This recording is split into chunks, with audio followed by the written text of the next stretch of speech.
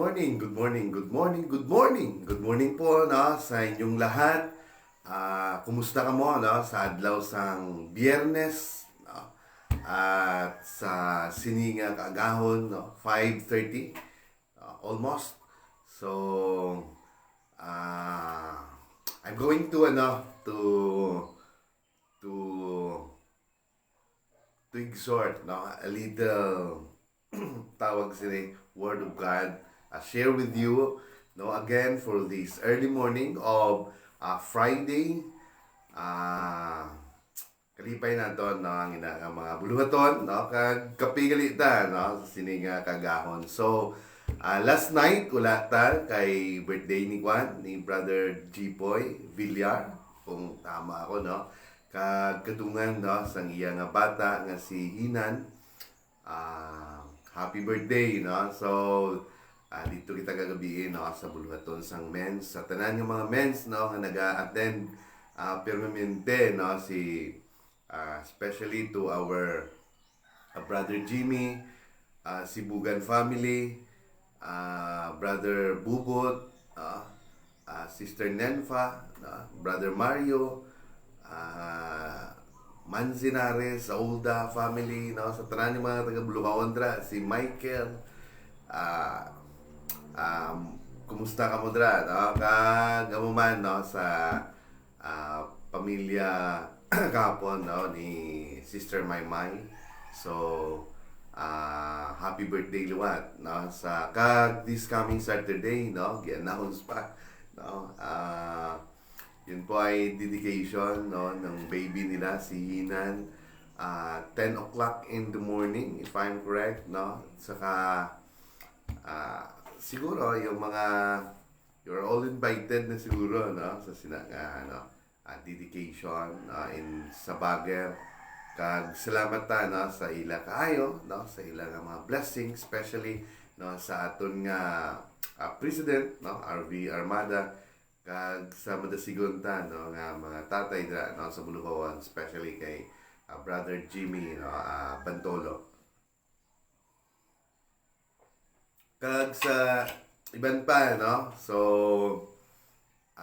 siguro this next week siguro may mga birthday gyapon, so kinangaton nga buluhaton, so hindi lang mabalaan tunga na sa tuig. So pasalamat ta sa kayo sa Ginoo, sa blessing, sa pabor, sa panalangin, sa mga divine protection especially sa health gihapon kag most especially tanan nini nga mga butang ay ara lang gid sa pulong sa Ginoo, because keep on hearing the word of God, nagalambo kita, naga-stable lang aton yung faith, kag ang ina nga mga pulong ay mismo ang Ginoo gid kay silingan ni sa John chapter 1 verse 1, in the beginning was the word, and the word was with God, and the word was God. So ang pulong mismo ang Ginoo kag ara gid mismo sa Ginoo ang tanan nga mga butang, kag amo na nga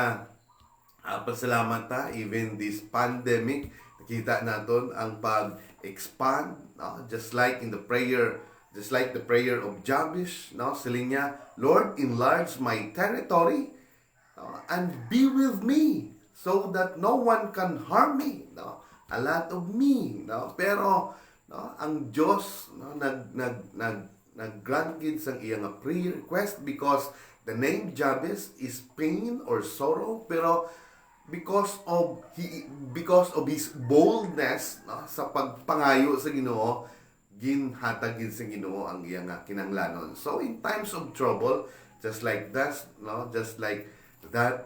for 2 years, for more than 2 years nakita naton nga ang mga aton nga mga kaupdanan dira sa church nag-extend gid ang ila nga mga negosyo, nagsobra pa ka ang blessing, ang pabor ang panalangin sang Ginoo ang sa kasagsagan niya sang COVID ang iba niya nagabakal sa mga salakyan hindi lang ina and although sabi niya nga I will give you this blessing and favor and add no sorrow on it. So So He has given us the ability to produce wealth, no? And He had no sorrow in it. So, basta mag-bless mo, so ang blessing mo hindi maging problema. No? Because God will going to protect you, no? Every day. No? Sa imong pangabuhi, sa imong pamilya, on your finances, on your business, as well as dira niya makita, so that you will become a faithful, because He is faithful to His promise sa aton nga kinabuhi. So, good morning sa inyong tanan. So, yesterday ang atong gitakel, it is about the worship, which is ang hambal gani nga ang aton ginya commitment every day sa aton kinabuhi. The greatest thing I will do in this life or in eternity is to worship God. And also to determine, I determine today to be a true worshiper and to make this my supreme goal in life. So wala na siguro sang pinakataas pa. The word supreme is pinakamataas na.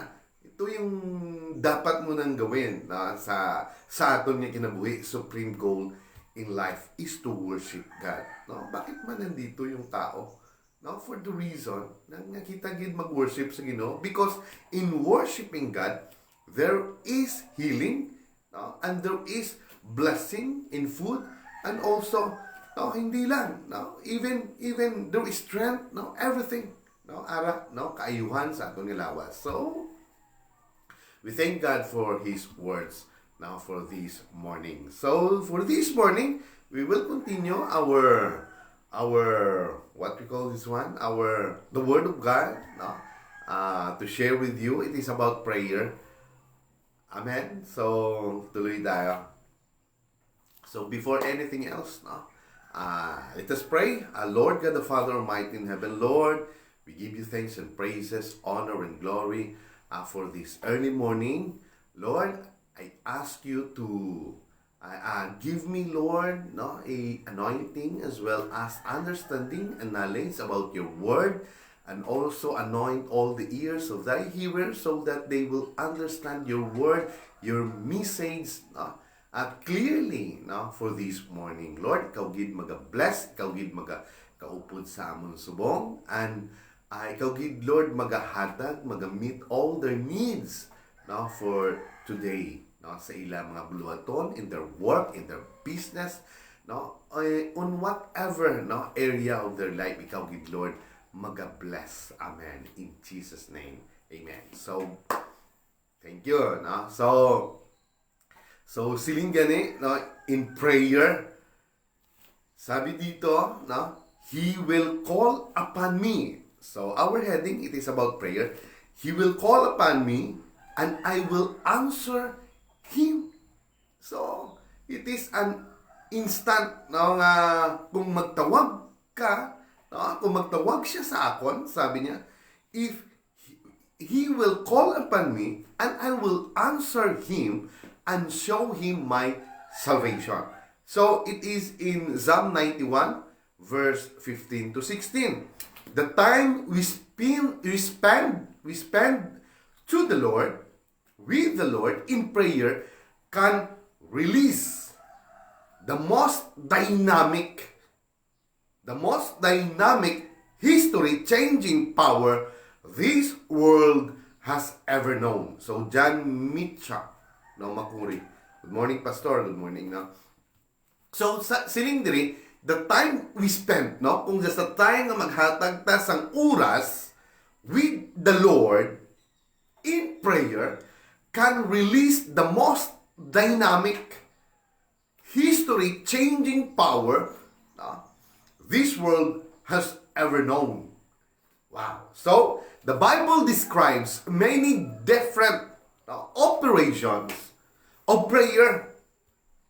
So, but in this lesson, sa ato nga i-discuss subong nga aga, na ginatakil natin subong na, we are going to look at prayer, tanaw natin ang prayer as an individual.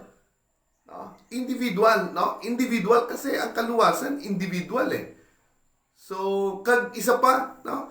Being a connection, no? To have a relationship, no? With God, no? Early in the morning, kung gusto mo gani nga mag-pray gid, sometimes, no? The flesh, no? The spirit is willing, pero, no? Kagaya nito, no? Kagaya nito, sometimes, no? Parang ayaw mong gumawa pag umaga para kasi masarap matulog eh. No? Lalo na kung late ka na nagtulog, no? Natulog kagabi. So, pero wala kang magawa because mayroon tayong commitment eh. So, as individual first, sabi niya, to look at prayer as an individual first. So, our prayer as a body together can only be as strong as our personal time with the Lord. So, saan dapat tayo mag-prayer? Kasi sabi niya in Matthew chapter 7, verse 7, I think, if I'm correct, sabi niya, the secret place, which is mayroon ka talaga dyan. No? Kung maliit lang yung bahay mo, no? Or kahit na may kaunti lang dyan, sa likod ng puwertahan, sometimes dyan yung sagrado nga lugar eh. Dala ka permi galuhod eh. So, may arag na permi dra, no? A place, no? Nga sagrado nga dra agad gabalik. No? To have a conversation, no, nga makipagtalastasan ang tawag diyan, makipag-istorya ka, no, sa Ginoo about mga hinaing mo, no, for this life, no, kung imo mga pangayoon sa adlaw-adlaw, no, on your life, on your career, on your business, on your work, in your family, sa imo mga kabataan, and even to ourselves. So, una, letter A, the secret place. Sabi dire, no, siling dire in Matthew chapter 6 verse 6, but when you pray, Matthew 6 chapter 6 pala yun, but when you pray, go into your most private room. Private room. Na wala samok. Wala may manuktok dira, kailangan nakalak. Wala may sigisulo dira, no? In private room and closing the door, pray to your Father who is in secret. And your Father who sees in secret will reward you in the open. So, if you pray to the Father in secret, He will reward you openly. So, amo na nga kung mag-pray kita, aragin sa sikrito. Ang tanan nga mga sikrito naton, ang tanan nga mga pangayuon naton, no, sometimes, no, hindi kita kabalo mag-pray, pero in times that we receive the Holy Spirit, no, siya gid maghatag sa aton sang aton nga i-pray. He will teach us, He will guide us, no. So, sa sekreto nga butang, no, ngayon na nga mga butang, ang Diyos mag-bless sa aton sa openly, sa hayag, no, nga butang, nga makita sa tanan niya palibot. So sila niya, we have been invited, no, into intimate. It means napakalapit, no? Napakalapit, no? Intimate prayer by none other than the Lord Himself. This kind of secret prayer presupposes and ensures yung pinapalagay, no? Or una, the right motive. Ano ba? Dapat tama ang aton nga motibo, ang aton pangayoon, nga hindi kita madula. Basi kung, no? Just like for example, pero actually, God will going to test you. You will face trials, no? Troubles, just to be able, no, na malaman niya talaga kung ano ang dyan. Because He wanted to establish, no, yung faith na yan. Now, whatever, kung ano man ang mangyari, huwag ka talagang kakapit doon sa mga riches and wealth. But those things will be added unto you. But the most important thing, hindi ka makaboast sa iyong sarili because of what? Because you know that apart from Him, you can do nothing. That's why lahat yan ng mga prayer natin, noon pa, no, na ininvest natin, ngayon it become now put in reality. Nag-manifest na siya sa realidad.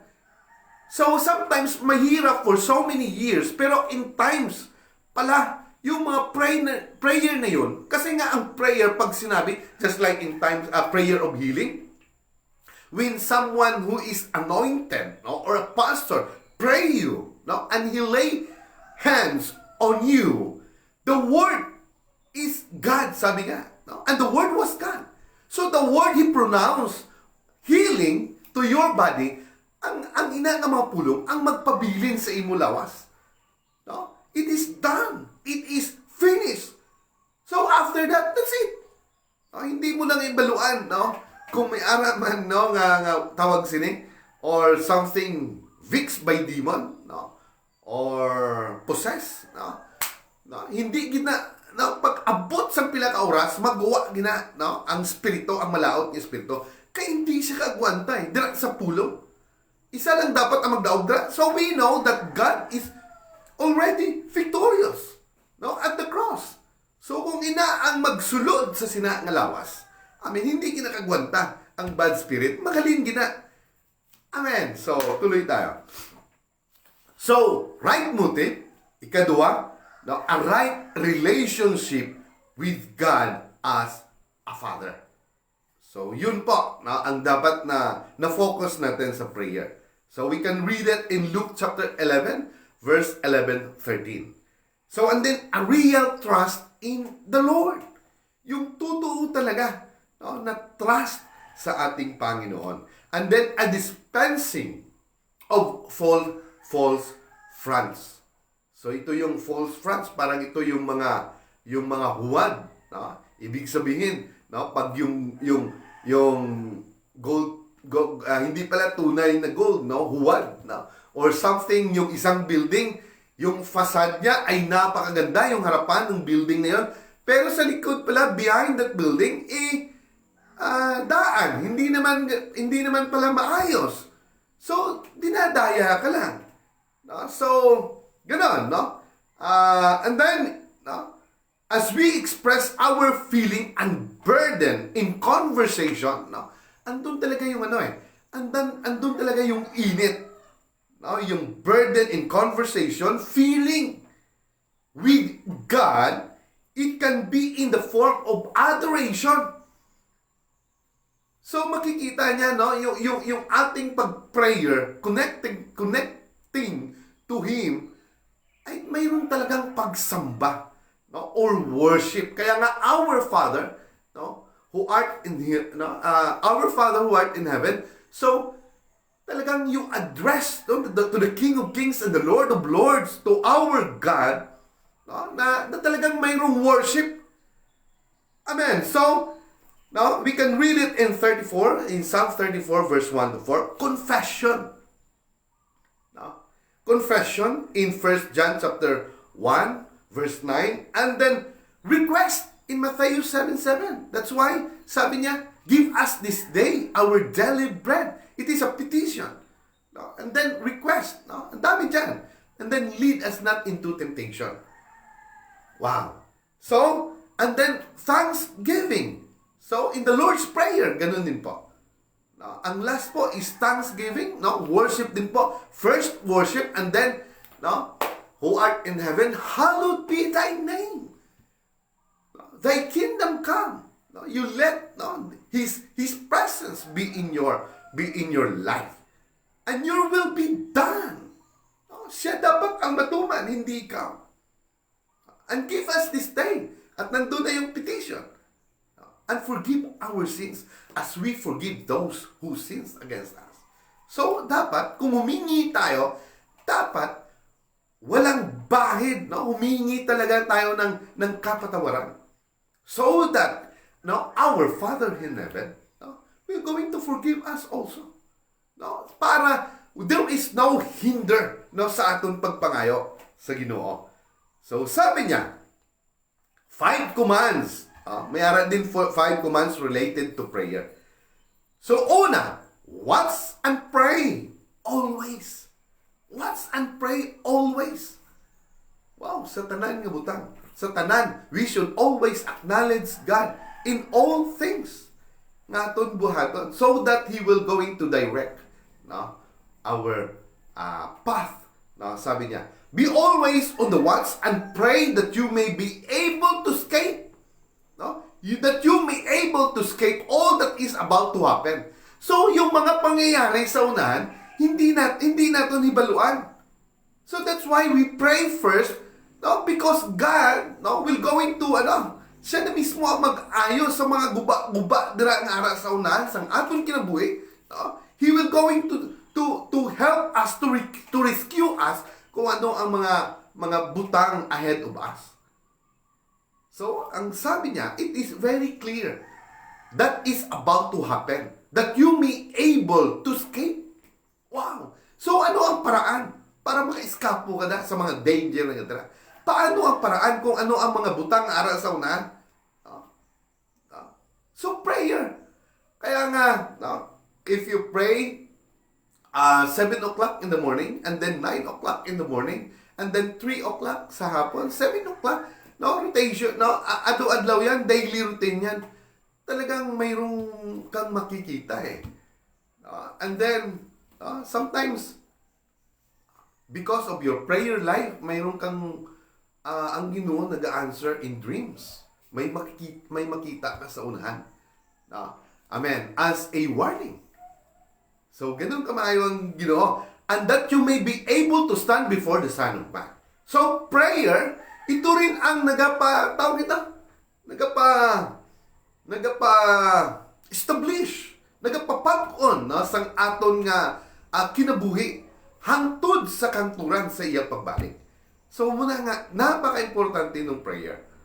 So, before we're going to magbuhat sa mga buluhaton sa panimalay, no, sa may kusina, so we should pray, no, and then going out, no, in our premises, no, sa aton panimalay, going to magbiyahe, so pray always, no, pray always. So the second one, pray lest you fall into temptation. So we should pray para makalikaw, no, sa sina nga tentasyon. Watch and pray so that you will not fall into temptation. Para hindi ta masilo, hindi ta mahulog sa sina nga tentasyon. So that you will not fall into temptation. The spirit is willing, but the body is weak. Amo na nga, wala sang gwapo. Wala sang gwapo sa mga tentasyon. Even you are a evangelist, a pastors, or whatever. Because, wala nga gwapo eh. Pag dumating yan, mahirap talaga. Mahirap, pero, so, wala na ibang weapon kundi prayer. So, sabi nga, pray is weak. Pray for workers. Sa lahat ng mga nagatrabaho, no? Na hindi lang po trabaho, no? In a company or trabaho in a government, but also, no, that God will going to send, no, many workers in His kingdom. So sabi dito, so for He told them, the harvest is plentiful, but the workers are few. Ask the Lord of the harvest, and therefore, to send out workers into His harvest field. Wow, in Luke chapter 10, verse 2. So, mag-pray pa kita sa mga damo nga mga worker, madamo nga mga pastors, madamo nga mga ministers, madamo nga mga evangelists, madamo nga mga saints, no, nga sila gid magapamuhat, no, because, no, ang mga harabison madamo na. So, that is our greatest, no, or greatest, no, purpose sa aton kinabuhi is to disciple, no, ang mga tao, kundi ipamulat, kundi to preach what is the good news. Now, what is the plan of salvation? What is the very essence of the Bible, of the Scripture? So, no, di ba? Ganun lang naman yun eh. Kasi, no, maskin anuhon naton kabaliktaron, no, anuhon naton kakaya kulob, this life is temporary. No? Hindi mo na ibaluan. No? Hindi mo ibaluan. Sa una, no, dahil hindi ka maabot, pero magyan ka gani sang hindi mayo sa lawas mo. Wala. Pero we thank God for all the prayers, no? For all as being faithful to His words to us. Kaya nga sabi ng Diyos, for God so loved the world. Pero siling niya, ang hindi lang no? Ang hindi lang madula, so ang maka-connect lang siya, ang masalbat, those who believe.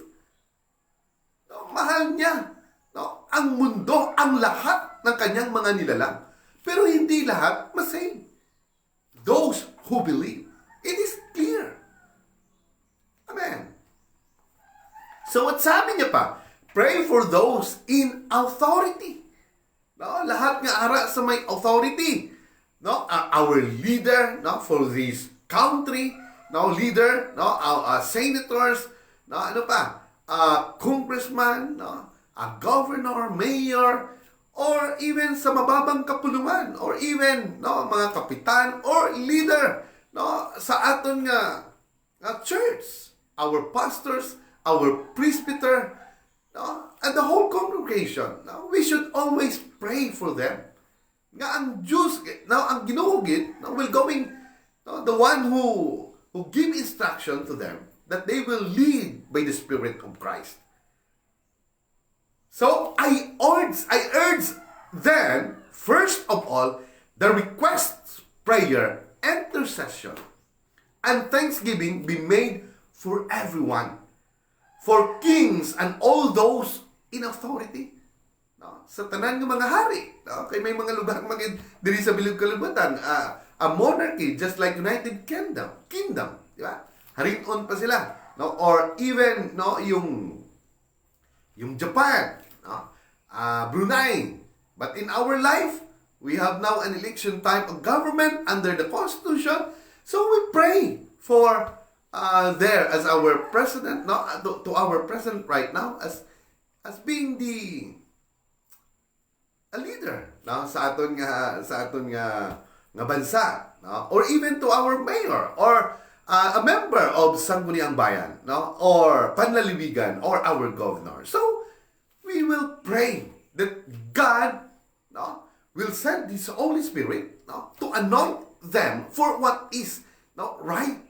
No? Because in the Bible, no, if you are a public servant, hindi lang yan, bawat tao, no, every individual, sabi na, no, you have to serve what is right and do what is good. No? Kasi nga ang gobyerno, hindi naman ang tao nga nakaupo dyan. The government is the people itself.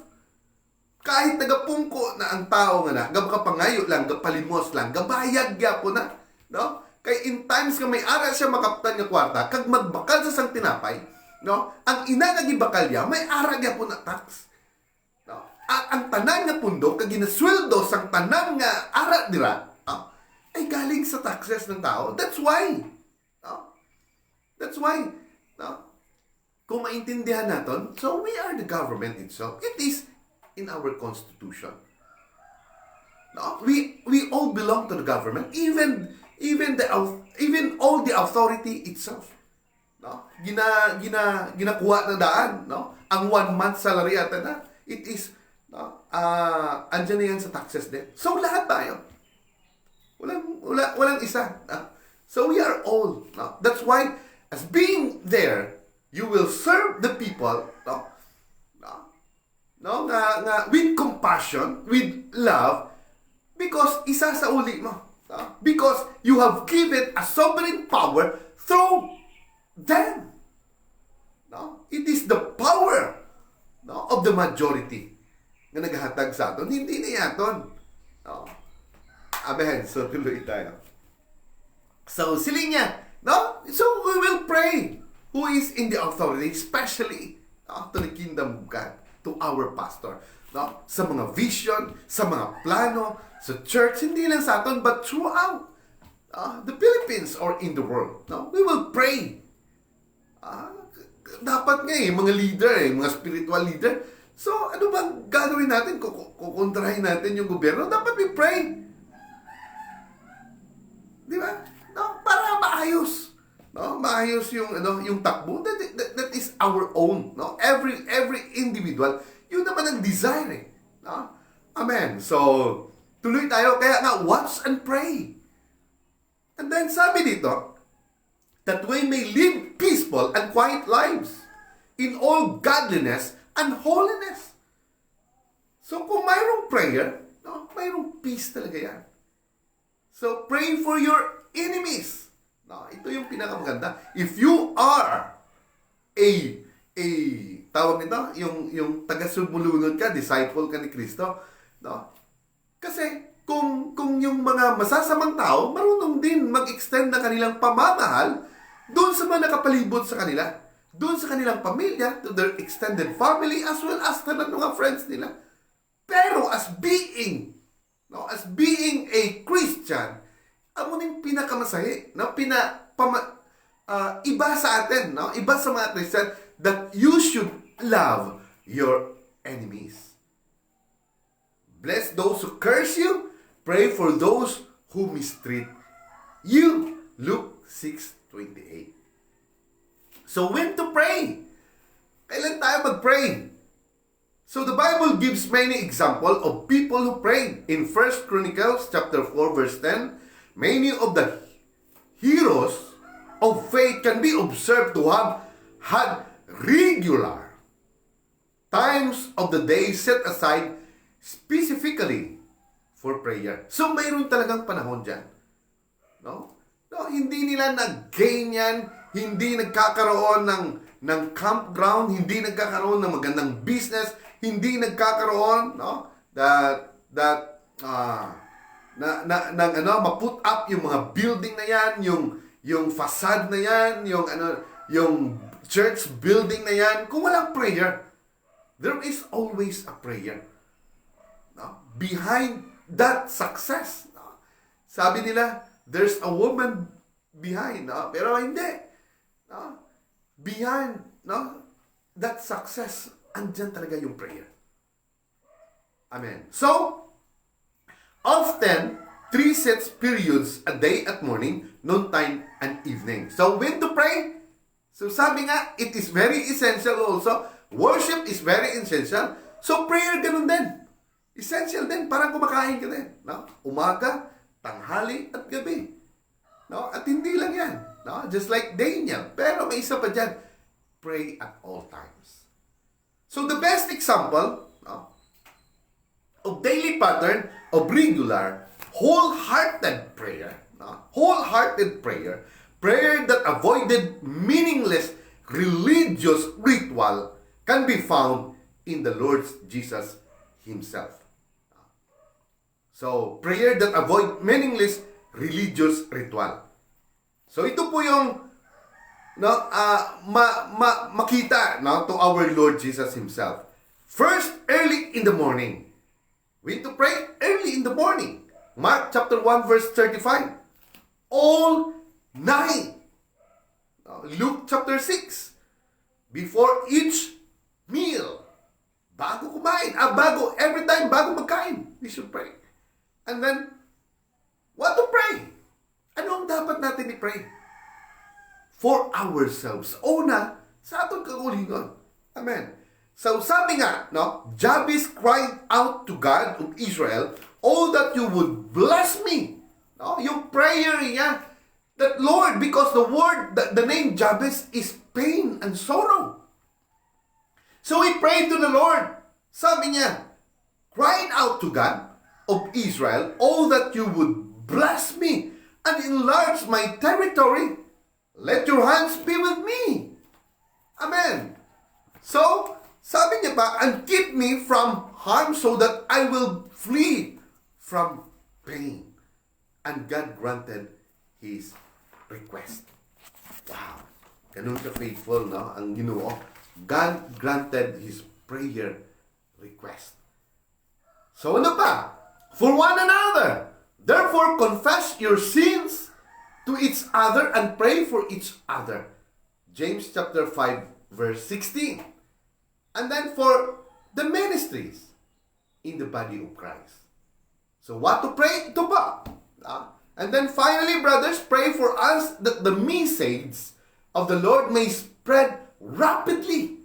Para yung pray for all the evangelists. Sa lahat ng mga ministers. That the word of God will spread rapidly. and be honored just as it was with you. Amen. So what to pray? For the sick and distraught. Is any one of you in trouble? Siling diri. Is any one of you was in trouble? He should pray. Is any one of you sick? Meron ba sa inyo na nagkakasakit? He should call for the elders of the church to pray over him. So, pasalamat tayo. Mayroong mga nag-pray sa atin sa church. Every time na hindi maganda yung ating pangangatawan, hindi maganda yung ating pakiramdam, hindi maayo ang aton kahimtang, something, it really bother, sa aton isip, sa aton kinabuhi, nagte-text lang tayo sa mga prayer warrior. Amen. So for the elders of the church to pray over him and anoint him with oil in the name of the Lord. And the prayer offered in faith will make the sick person well. Kaya nga sabi ko kanina, pag ma-anoint po siya ng oil, and then if a pastor or someone or an elder will going to lay hands on him and pray, healing on that body, ang magapabilin ay ang mismo ang pulong. Kag ina nga spirit of infirmity or that spirit of sickness, hindi gina magdugay dra because of the anointing. Because the word of God is already been anointed. And the word was God. Amen. So sabi niya, and the prayer offered in faith will make the sick person well. The Lord will raise him up. Pray for each other so that you may be healed. Wow. In James chapter 5 verse 14 to 16. And for those who is snared by the sin. Snared yung parang nabitag, nahulog sa sin. If anyone sees his brother commit a sin that does not lead to death, he should pray. And God will give him life. So, dapat i-pray natin na aton mga utod, nakita natin nga something parang hindi maganda yung mga pangyayari. So, pray to them. Pray natin ang bawat isa. For one another. Pray for one another. Wow. So, help in prayer. Dali na lang tayo. Help in prayer. In the same way, the Spirit help us in our weaknesses. We do not know that we ought to pray. Hindi natin alam kung ano. Minsan, hindi natin alam kung anong ating i-pray, ang ano ato ng pangayuon. Amen? But the Spirit Himself intercedes. Siya mismo ang mamamagitan. For us, with groans that words cannot express. If we will going now to connect into the Spirit of God, nagkakaroon tayo ng power, and then speaking tongues. Siya mismo ang magpipray. Siya mismo ang magtuturo sa atin. Part of the Holy Spirit purpose is to teach us. Luke 12:12. Guide us in prayer. Romans 8:27. And to help us in our faith. Ephesians 3:16-17. The Holy Spirit will sometimes anoint. This is called praying in the Holy Spirit. In Jude chapter 20 and Ephesians chapter 6 verse 18. We can read it now in that passage. So the Holy Spirit will sometimes anoint, sabi nga kanina, to help us in prayer. The Holy Spirit has also provided a special gift to the believer, the gift of tongues. Ito na yung speak in tongues. Speaking in other language to the Lord in prayer. In 1 Corinthians chapter 12, verse 4 to 11. So, we can read it now. And then the prayer of the upright is His delight. Wow! Itong mga matarong, it is His delight. He heareth the prayer of the righteous. In Proverbs 15:8. So, the prayer of a righteous man is avail much. Wow. So, next, yoke fellow. Joining together in prayer provides some very real advantages. Again, I say unto you that if two of you shall agree on earth as touching anything that they shall ask, it shall be done. Wow. Lalo na pag dalawa kayo, agree in prayer, touching anything, it will, sabi dito, it shall be done for them of my Father. Wow, which is in heaven. Amen. Kung mayroon kang prayer, prayer wholeheartedly, prayer in faith, I believe, hindi gid magtubili ang Ginoo kag ang ina nga prayer magpabiling gina. And sabi niya, call unto me and he will answer. He will call, they will call unto me and I will answer thee. Mismo instant. Pero sometimes hindi, pero andun yung prayer. In times you need, God will going to rescue you because you set love in Him. Pakita natin yung gugma ang Ginoo by obeying His words. That is an evidence nga ginapakita natin nga ginagugma natin ang Ginoo. So, siling niya pa, the church praying. If there is tremendous power when two people pray, kung may ara nga grabe nga dating, tremendous power sa duwa lang nga mag-pray, ano pa kaya kung bilog na church ang mag-pray? What about the whole assembly of God's people? See Acts chapter 4 verse 24. Today God is calling His people to prayer. So for nowadays, God is calling to all of us to pray. Hindi na mag-pray. Pagkabot lang nga daw, may batian ta nga mga news. Sometimes, kaparik-parik ka na mag-pray. Pray always, at all times. When to pray? Morning, noontime, evening, at all times. So, sabi niya, the church mission is to change individual lives, families, communities, cities, and nations through prayer. Wow. So ano lang makapagbabago sa tao? Prayer.